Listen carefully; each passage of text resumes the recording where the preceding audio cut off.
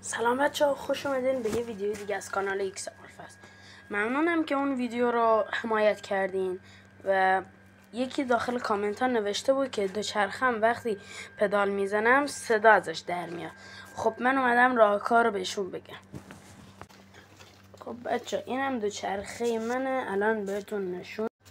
این دوچرخه منه، کل وسایلش رو در آوردم. راستی الان چیزش هم میاد رو صفحه پیغامی که گذاشته. نگاه کن، دوچرخه اینجا گریس نباید زیاد، به خاطر گریس زیاد زده.